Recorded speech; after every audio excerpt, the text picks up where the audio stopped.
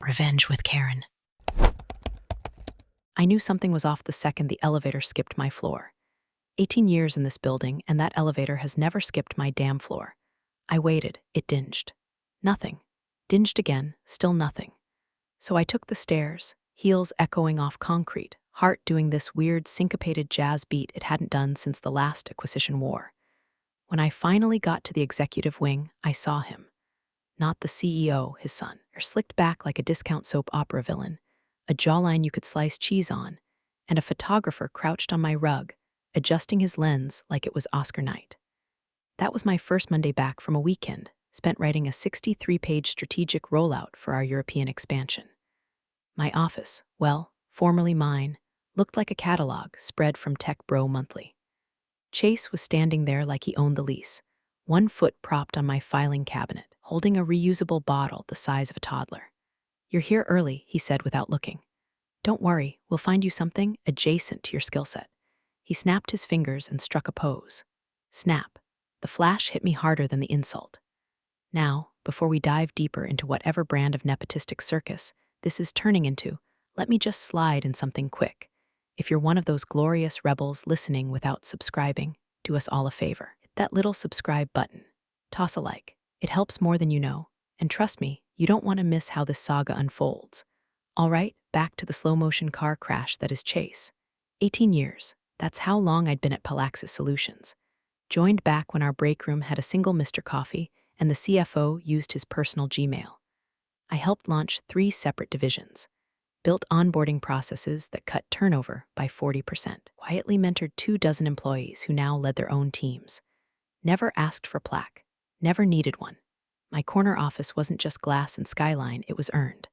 I fought for that view with long nights, delicate negotiations, and enough political acrobatics to qualify for the damn Olympics. But promotions, recognition, they came like bad weather in spring, predicted but rarely on schedule. I was fine with that, mostly.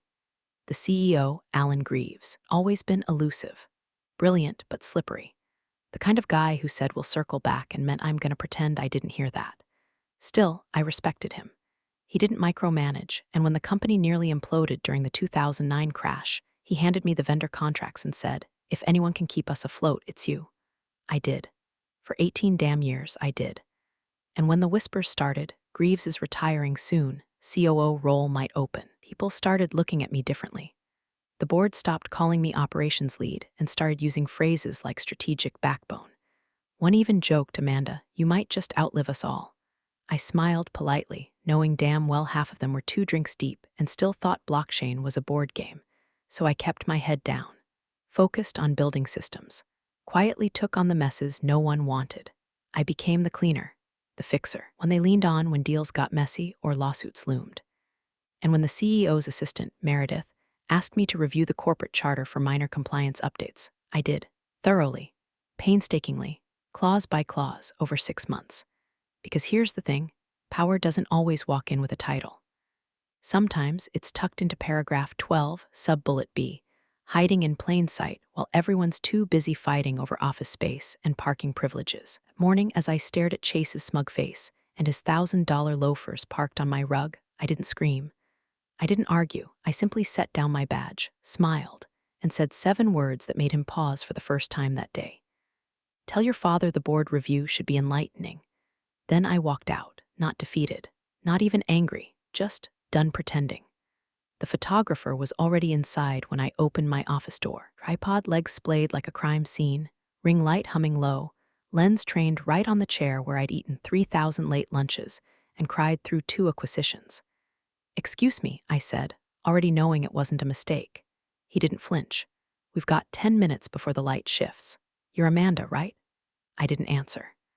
Just stepped aside as Chase Greaves strolled in behind me like he'd just bought the building on Zillow, wore a too-tight suit jacket with no tie, held a lavender protein shake, and grinned like a dentist's kid who'd never paid a deductible in his life. "Ah, Amanda," he beamed, arms out like we were old summer camp pals.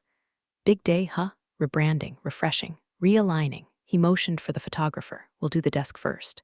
Then the candid shot by the whiteboard, oh, and definitely one near the window. Gotta show the vision. I stood there, keys still in one hand, coffee in the other. Why is someone taking photos in my office? Chase smiled like I'd just asked him where the stapler was. Oh, right, forgot to loop you in. We're reassigning you, effective immediately. He didn't even flinch when he said it. Just waved a casual hand through the air like he was brushing crumbs off a catered sandwich. New blood, new era. Dad and I had a long talk this weekend. Fresh perspective is key. I didn't speak. Didn't blink. My brain ran a quick systems check, voice steady, posture tall, heart rate surprisingly stable. The only thing that flared was my jaw, tightening once before settling like concrete. Reassigning me to where? He shrugged. Still working that out. There's a lot of vertical mobility in whatever that client support subunit is. He made a vague gesture, like he was warding off a bee. We'll figure it out. I looked around.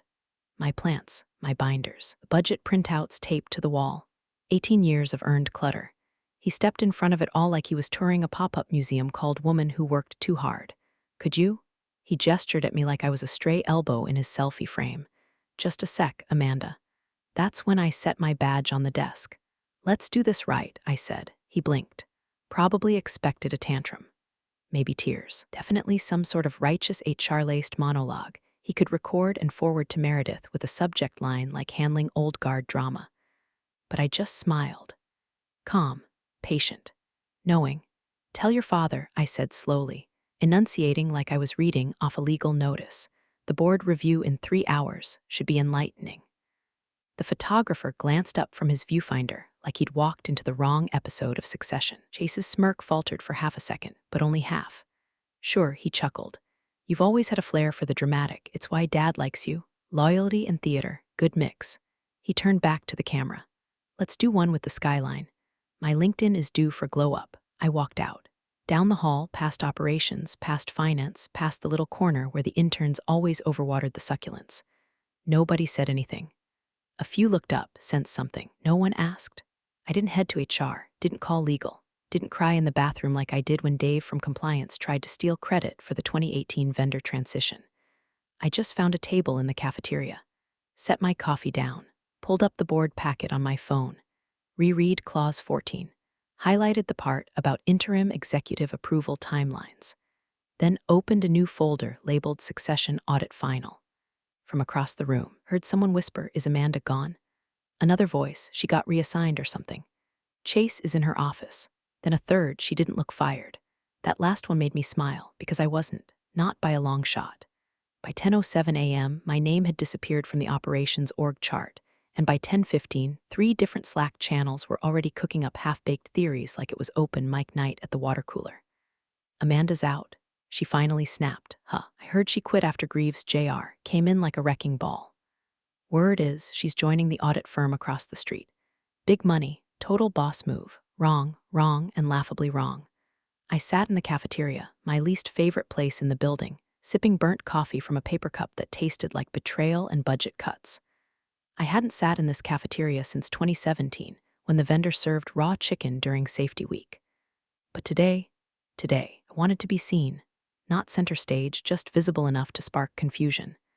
Samantha from procurement spotted me first. She approached slowly, like I was a wild animal that might bolt or bite. She offered a soft smile. "Hey, you okay?" I returned it. "I'm fine, Sam, just taking a breather." "Is it true?" she asked, voice low. "Did they let you go?" I tilted my head. "They tried." That wasn't the answer she expected, but it landed. She blinked. "So you're still with the company?" I just gave a soft shrug. "Everything will make sense soon, promise." More people started trickling in, curious glances, a few nods. Some were clearly afraid I'd start crying and cause a scene. Others were waiting to see if I'd flip the table like one of those YouTube HR horror stories. But I just kept sipping my sludge coffee, phone in hand, reviewing my notes. The calendar app was open. Next meeting, Board Governance Review Conf Room B. Beneath that, a string of recurring entries dating back 6 months. Clause 12, review legal plus chair, do not delete. Right on schedule. Meanwhile, on the 32nd floor, Chase had launched a one-man victory parade. He was already broadcasting his new title like it was a Nobel Peace Prize. Interim Chief Operating Officer Strategic Realignment Lead. That was the subject line of his mass email, CCing 3 board members and the contact list. He even blind copied an executive recruiter I recognized from a previous merger. Subtle as a brick. The message read like a pre-written obituary for everything I'd built. As we enter a bold new chapter at Palaxis Solutions, I'm honored to serve as interim COO to usher in our next phase of innovation, agility, and next-gen growth strategy. Blah, blah synergy, blah, blah verticals, blah, blah disruption. He even had the gall to sign off with "Let's make waves." I nearly choked on my coffee. He hadn't even noticed the missing documentation. Hadn't seen that his appointment hadn't gone through the required governance filters, that the signatures needed for legitimacy, chair, ethics, HR were missing, that I'd been working with legal and governance for months to shore up those cracks. He didn't know about Clause 14 or Clause 12, or the real prize, Clause 22C. Hell, I'm not even sure he knew the bylaws existed. Nepotism makes you blind to paperwork. That's its Achilles heel. From what I'd gathered, Chase had used a draft memo his father emailed him over the weekend, one that was never finalized or approved, then sent it to HR and assumed that was enough. To him, titles were stickers you slapped on a LinkedIn post. Not contracts, not legal commitments, just vibes and aesthetics. He didn't realize the house he just walked into had been structurally rewired while he was still playing beer pong at Wharton. Back in the cafeteria, Dan from compliance sat beside me. "I've got people asking if we're supposed to start routing budget requests to Chase now." I looked up. "Has legal sent out an official appointment memo?" "No, just Chase's blast." "Then hold," I said. "Let's not confuse email flair with authority." Dan chuckled. "It sounds like you're still in charge." I just smiled. In that moment, I wasn't angry. I wasn't even tense. I was tuned like a wire ready to snap into action, because this wasn't some petty little stunt.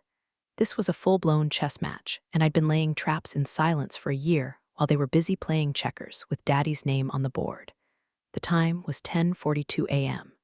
The board meeting was at noon, and I was about to cash in every ounce of credibility, foresight, and surgical precision I'd spent 18 years cultivating. The boardroom smelled like leather and litigation, always did. The kind of place where million-dollar deals were struck in silence, and careers were ended by glances, not gavel bangs. The clock read 11:58 a.m. when I stepped inside. Not a second early, not a second late. 12 seats surrounded the obsidian table. 11 were filled. No one said a word as I entered. Some nodded. Some didn't. Chair Miranda Kroll, sharp as glass and twice as cold, gestured toward the open seat at the far end. Mine, still mine, I took it, not a flinch, not a murmur. The projector was already set up. I placed my folder beside it. The same blue folder I'd carried to every policy review meeting since 2021. A decoy to some, a trigger to others. Chase strolled in at 12:07, phone in one hand, smirking at something on the screen. "Sorry," said casually, not looking up. "Running a little hot upstairs. Just had to push back a 1 o'clock. So where are we?" No one answered. He took the seat next to his father, who was pretending to read his notes but had the pallor of someone bracing for a root canal. Miranda cleared her throat. "Let's begin. Amanda, would you walk us through your governance review?" I didn't stand. Just tapped the clicker. Slide 1 flickered to life on the 110-inch screen behind me. Executive Succession Risk Audit Unauthorized Appointments. The silence cracked like dry wood. Chase blinked. "What's this?" he asked, half laughing. I spoke for the first time in the room, calm, steady. "A scheduled quarterly compliance presentation, as requested by the chair back in March. You were CC'd on the calendar invite." He wasn't.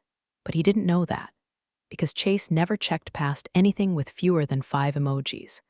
I clicked again. Clause 12, all executive appointments require board ratification with ethics committee sign-off. Next slide. Clause 14, interim titles in excess of 30 days require 2/3 majority vote. Next slide, a list of executive names. Highlighted in green, verified appointments. 1 in red, Chase Greaves, effective date pending. His smirk was wobbling now. "Wait, what exactly is this implying?" Miranda didn't blink. "Amanda, please continue." I nodded. Next slide. Internal memo, appointment of interim COO source, unverified. No HR signature. No legal review. No chair authorization. I glanced toward legal counsel, Marjorie Rains. She was already flipping through her binder like it was a crime scene dossier. "I'd like to bring your attention to Clause 22C, I said. Ratified May 12th, mandates that any executive hire must declare any and all familial connections to existing C-level management. The failure to disclose this information invalidates the appointment under our own bylaws." "Are you serious?" Chase blurted, suddenly less sitcom smug and more deer in headlights. "Everyone here knows I'm Alan's son. It's not about what we know, Miranda cut in, cool as dry ice. It's what was filed. Or in this case, what wasn't. Alan finally spoke. Quiet. Amanda, are you suggesting his appointment is invalid? I didn't look at Chase, I looked at him. I'm not suggesting anything, Alan, I'm documenting it. Your son's appointment was processed with a backdated email and zero compliance vetting. There are no countersignatures, no supporting documentation, and no governance approval, which, according to the updated charter, means the title never existed in the first place. A beat passed. Then another. Miranda folded her hands. And you're prepared to submit this report into the official record? Yes, supporting documentation, all in the folder. PDF, timestamped, notarized where applicable.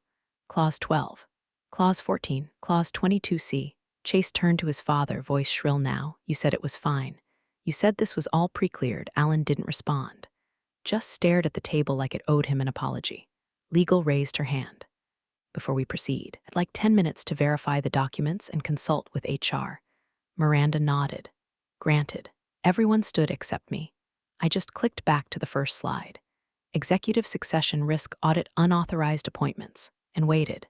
10 minutes turned into 14. Silence ruled the boardroom like a dictator. No phones, no whispers, just the soft clicks of legal flipping through every page I'd submitted. Marjorie Raines read like a machine, glasses low on her nose, pen dancing silently across margins. Alan sat stone still, hands clasped tight, staring at the wood grain in front of him as if he could will it to swallow him whole. Chase, on the other hand, was fidgeting, thumbing through his phone, checking his watch, shifting like the seat was laced with tacks. Miranda finally broke the tension. Let's resume. Legal didn't even raise her head. Everything Amanda presented checks out. All documents trace back through internal records in prior minutes. Clauses were ratified, properly filed, and timestamped in compliance with governance protocol. Her audit is sound. Chase let out a nervous laugh. Come on. This is bureaucratic overreach, a technicality at best. My father's the CEO. I clicked to the next slide. Calm, controlled, no gloating. Charter Revisions Summary highlights Clause 12, I said, requires all executive appointments to be ratified by the board, with an ethics review from governance and HR. This was implemented after the fallout with Jenkins in 2022. You'll recall the settlement cost us $3.8 million. A few board members nodded grimly. Clause 14, I continued, clarifies the limits of interim appointments. Any title held over 30 days requires a 2/3 board vote. It was designed to prevent shadow appointments and the silent accumulation of authority. I let that one hang. Chase's mouth opened, then shut. Now, I tapped to the final slide. Clause 22C. Ratified May 12th. This provision requires all executive hires to disclose, in writing, any familial connections to current C-level leadership. It was created after external counsel flagged us for soft nepotism exposure during the pre-IPO audit. I turned slightly, made eye contact with every board member. This clause was shared with legal, HR, the chair, and the Office of Compliance.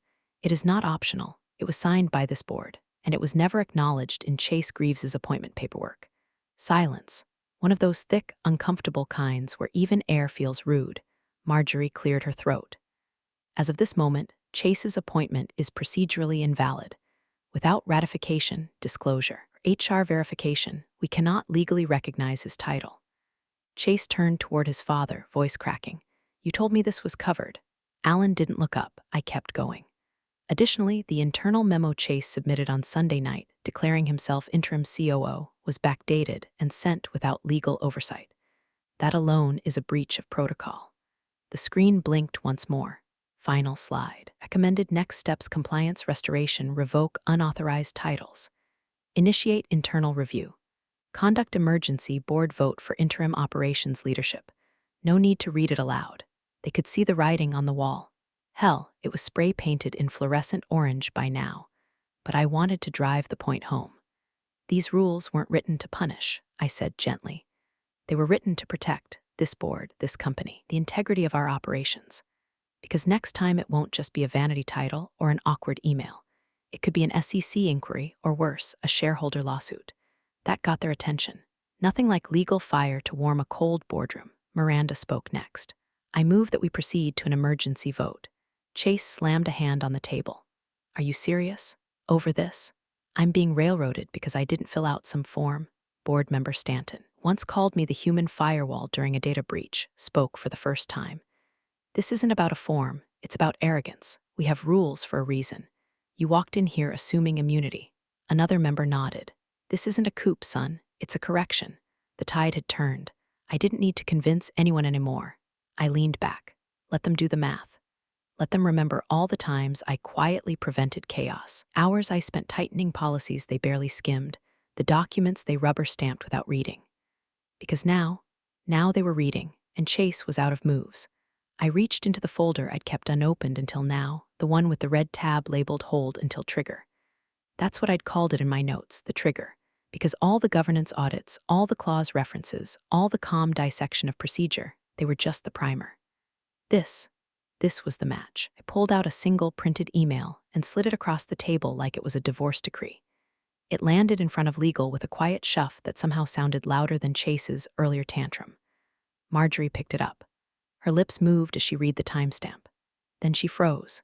This was submitted Sunday night? Yes, I said, voice calm as frostbite.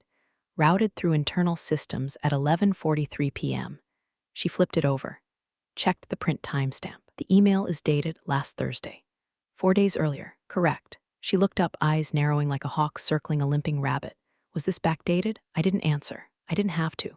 The room turned to Chase in unison, 12 heads swiveling like courtroom spectators on a murder trial's climax. Chase laughed, but it sounded like static. Okay, wait. Let's not be dramatic. I dictated that email to my assistant. I didn't actually write it. It was kind of a draft situation. Miranda raised an eyebrow. So you didn't send it last Thursday? I don't remember, honestly. The point is, it got filed. The point, legal said, now holding the paper like it might bite, is that a falsified timestamp on an internal appointment document constitutes a breach of both company protocol and SEC reporting integrity, especially with an upcoming public filing. She turned to Alan. Do you instruct him to send this document? Alan's mouth opened, but no sound came out. I may have suggested he confirm the title before Monday, he muttered finally. You didn't say how, though, I added, eyes on Chase. He bristled. What, are you accusing me of fraud? No, I said coldly. I'm pointing out that you submitted a falsified internal memo that allowed you access to a C-suite office, systems-level credentials, and signature authority, all without legal ratification. Marjorie pushed the paper toward Miranda. This goes beyond policy violation. HR will need to begin an immediate review. HR Director Layla Jenkins, silent until now, nodded. He never cleared onboarding. No ethics review, no compliance quiz, no data handling approval. His system access was greenlit based on that memo. Chase's voice cracked. Jesus, it's not like I hacked the building. No, Marjorie said flatly. You impersonated an executive.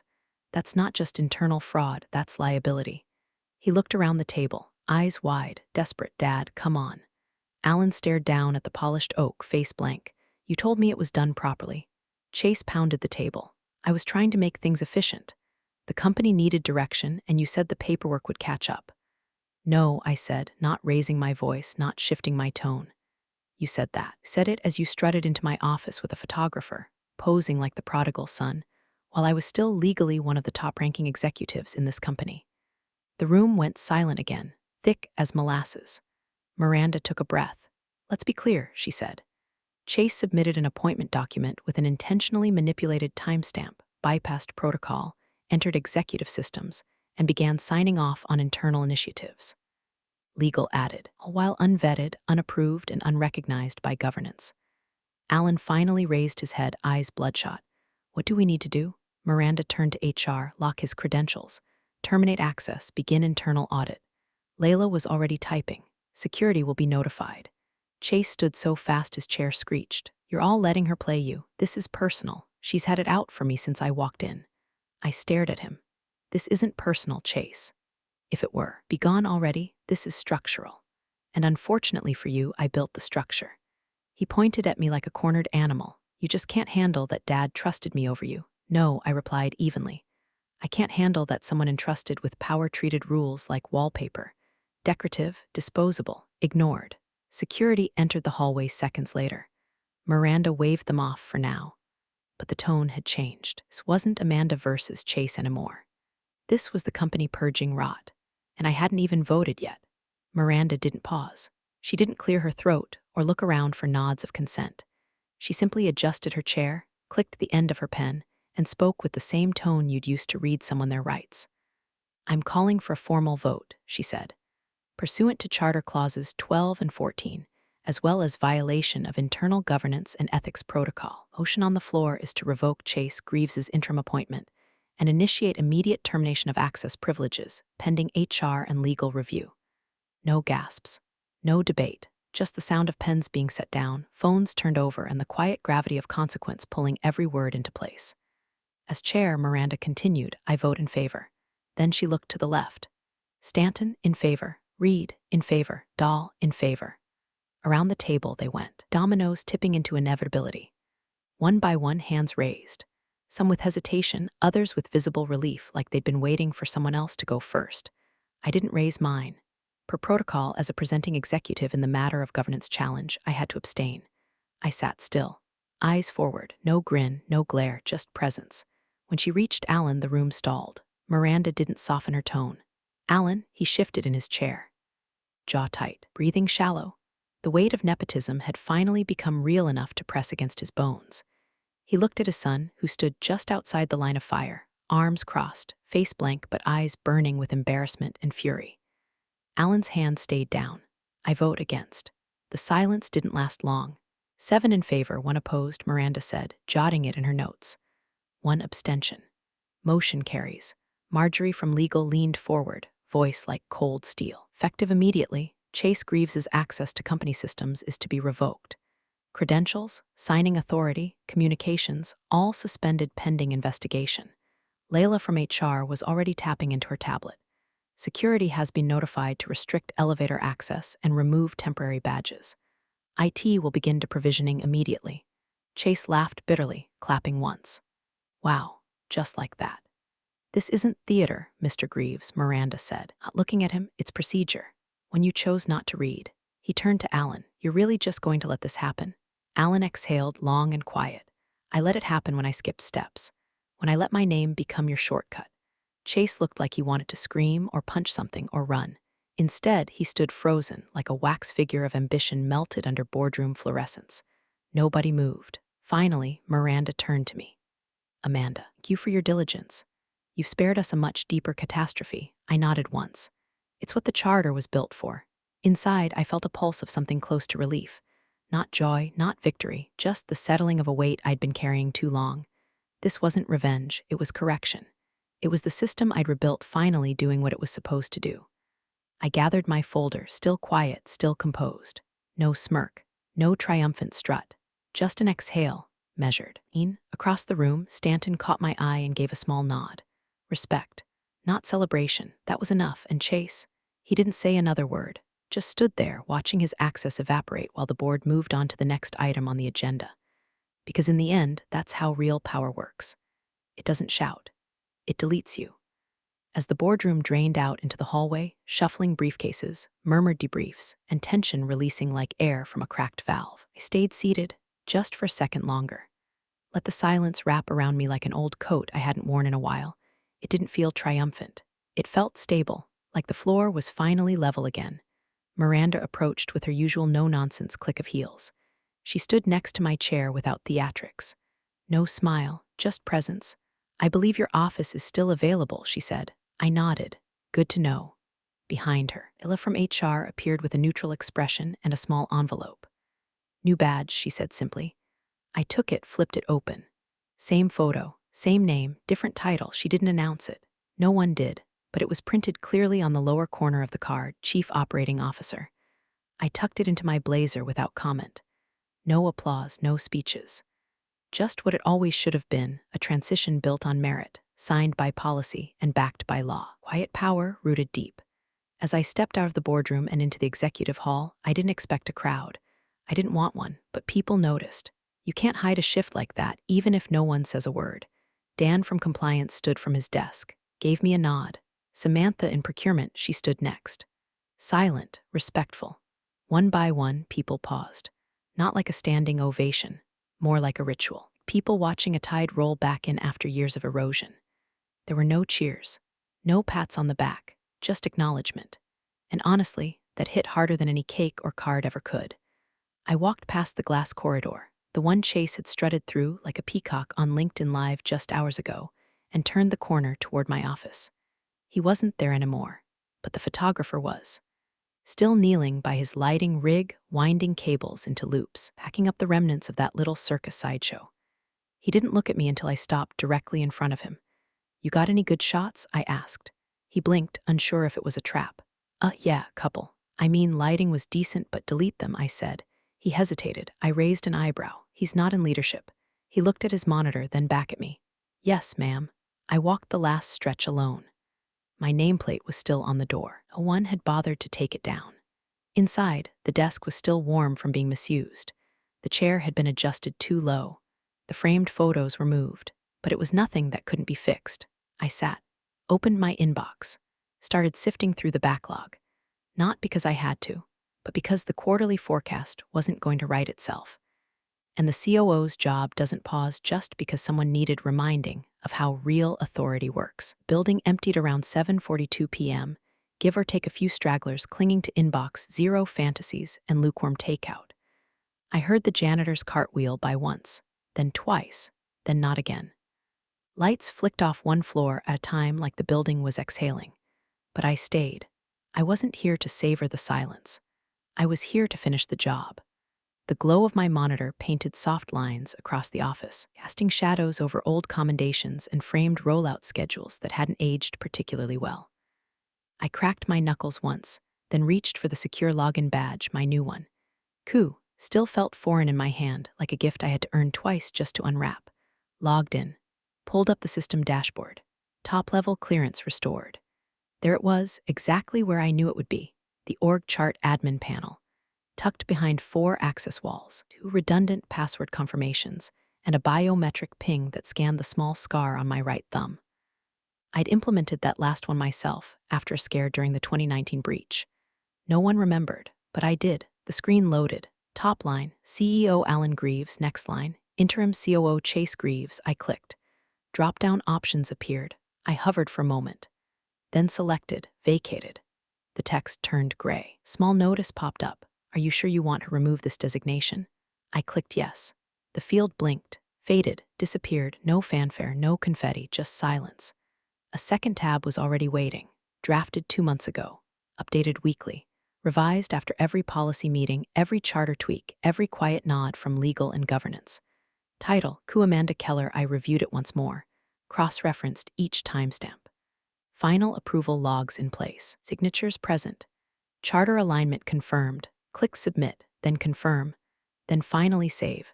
The page refreshed, and just like that, Chase's name was gone. Erased not with vengeance, not with volume, but with protocol, with planning, with patience sharp enough to cut steel. I leaned back, let my eyes rest for a second. Let the moment settle in the bones where tension had lived for too long. It wasn't euphoria. It wasn't even satisfaction. It was alignment. Complete, I closed the tab, logged out of the system, packed my folder, straightened the pen tray, adjusted the framed photo of my first division team, 12 people who taught me more about leadership than any conference room ever had. At the door, I flicked off the lights, stood in the dark for a breath, then whispered to the empty room, not bitter, not proud, just certain, no shortcuts in this office.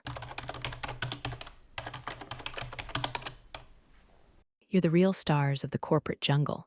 Thanks for watching. Hit subscribe, or I'll flick the switch on your old cubicle memories.